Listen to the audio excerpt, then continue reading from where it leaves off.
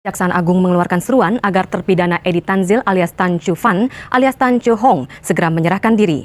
Dalam surat yang dikeluarkan tanggal 10 Mei 1996, Kejaksaan juga meminta agar masyarakat melaporkan kepada aparat jika mengetahui keberadaan Edi Tanzil saat ini.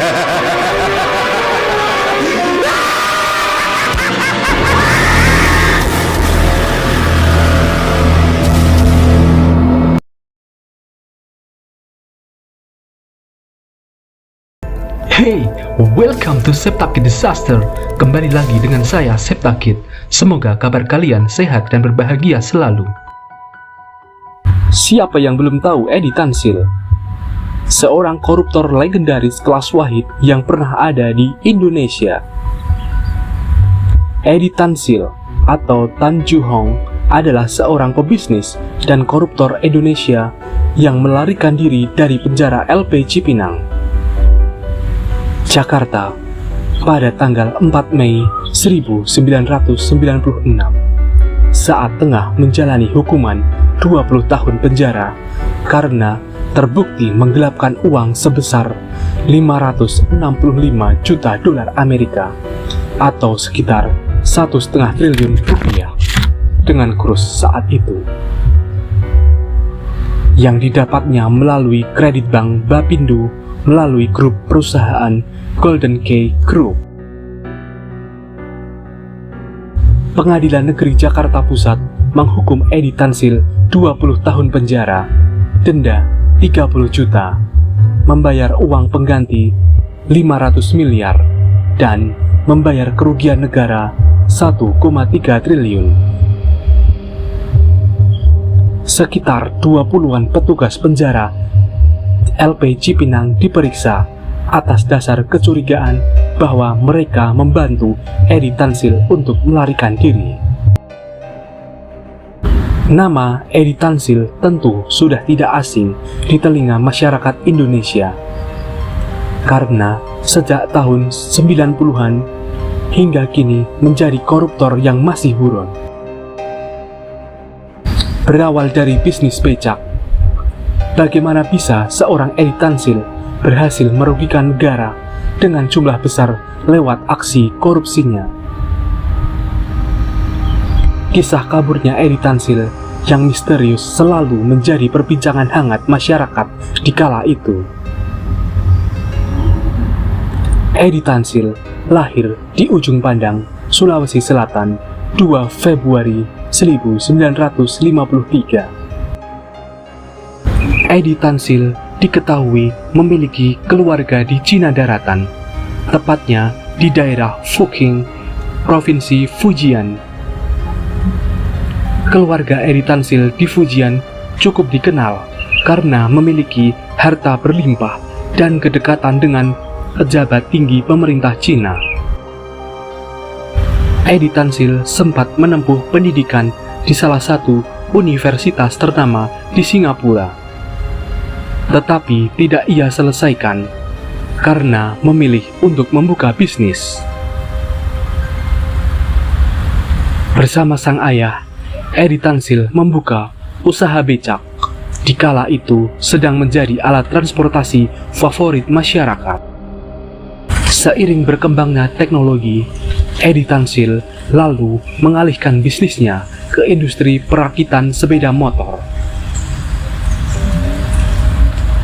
Dia mengambil alih perusahaan perakitan sepeda motor merek Kawasaki, namun kalah saing dengan merek Honda dan Suzuki. Kemudian, Edi Tanzil terjun ke industri bajai yang tak berselang lama mengalami hambatan karena regulasi terbaru dari Gubernur DKI Jakarta, Ali Sadikin. Karena bisnis sepeda motor dan bajainya goyang, Edi Tanzil mencoba peruntungannya di bidang lain yang bisa ia kembangkan, yaitu dalam industri baja. PT Matarindo Supra Metal Works. Dari perusahaannya itulah Edi Tanzil mengeruk keuntungan berlipat ganda. Selanjutnya, Edi Tanzil membuka usaha lain di daerah Bekasi yang diberi nama Tunas Bekasi Motor Company yang bergerak di bidang perakitan sepeda motor. Meski terbilang sukses, bisnis perakitan motor Edi Tansil ini ternyata dijalankan dengan cara curang karena menyelundupkan komponen sepeda motor yang melanggar aturan pemerintah. Pada 1983, Edi Tansil membuka bisnis lain di bidang pembuatan minuman keras bernama Bir Cap Kunci yang dibangun dari hasil kerjasama dengan perusahaan bir terkenal di Jerman. Sayangnya, perusahaan Bir Cap Kunci Edi Tansil tutup permanen pada tahun 1988 karena kalah saing. Dengan keyakinan tinggi, Edi Tansil mencoba membuka bisnis bir di Fujian dengan menggunakan mesin bekas pabrik Bir Cap Kunci. Usaha bir Edi Tansil di Fujian berhasil dan memberikan keuntungan berlimpah hingga membuatnya disebut sebagai Bapak Bir Fujian. Masih belum cukup, Edi Tansil kembali ke Indonesia dan membuka perusahaan baru, yaitu PT Golden Key Group yang bergerak di bidang petrokimia. Melalui perusahaan inilah Edi Tansil nantinya akan masuk ke dalam jurang korupsi.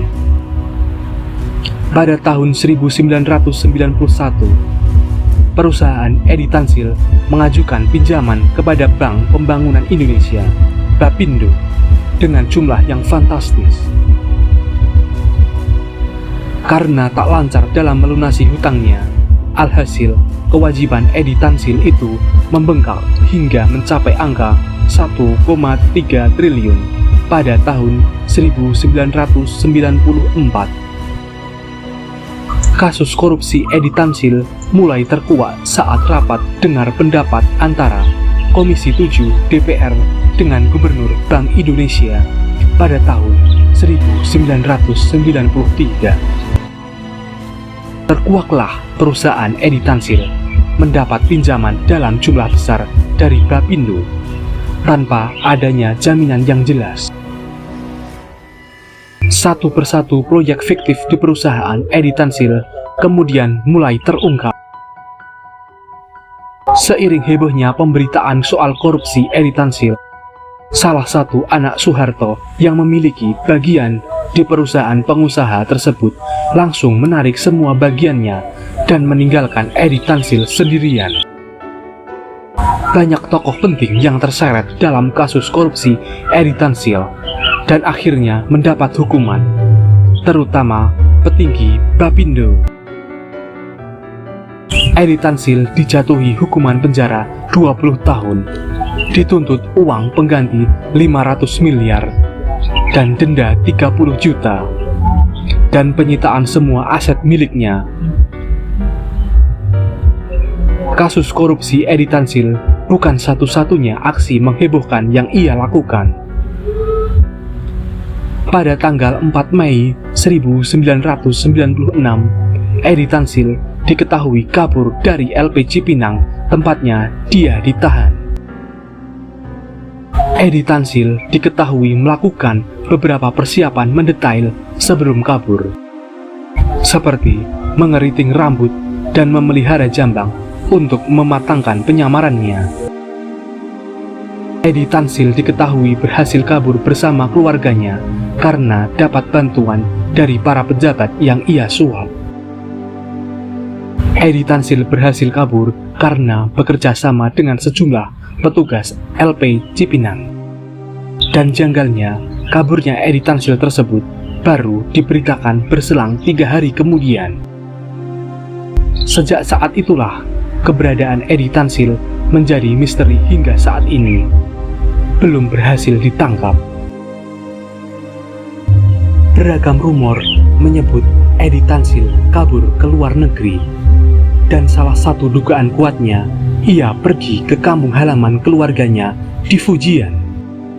Walau Kejaksaan Agung pernah mendeteksi keberadaan Edi Tansil di Fujian, belum ada penangkapan langsung buronan sekaligus koruptor tersebut. Sementara itu, pemerintah Cina memberikan bantahan keras yang menegaskan bahwa tidak ada Edi Tansil di wilayahnya. Selang beberapa tahun kemudian, Edi Tansil terlacak berada di Cina, dan kejaksaan sudah melakukan usaha ekstradisi dengan mengirimkan surat kepada pemerintah Cina melalui Kementerian Hukum dan HAM. Akan tetapi, sampai hari ini, upaya untuk memulangkan Edi Tansil tak pernah berhasil. Sudah 28 tahun hingga saat ini, sang koruptor legendaris itu belum juga tertangkap. Tidak ada lagi tentang kabar keberadaannya. Masihkah hidup ataukah sudah meninggal? Dan beredar kabar pula, Edi Tansil sudah melakukan operasi plastik di wajah agar tidak dapat dikenali lagi. Jika adanya kurang lengkapnya cerita atau perbedaan nama, tempat, atau yang lainnya, kalian bisa mengkoreksinya di kolom komentar. Terima kasih, jangan lupa subscribe, sampai jumpa di video selanjutnya.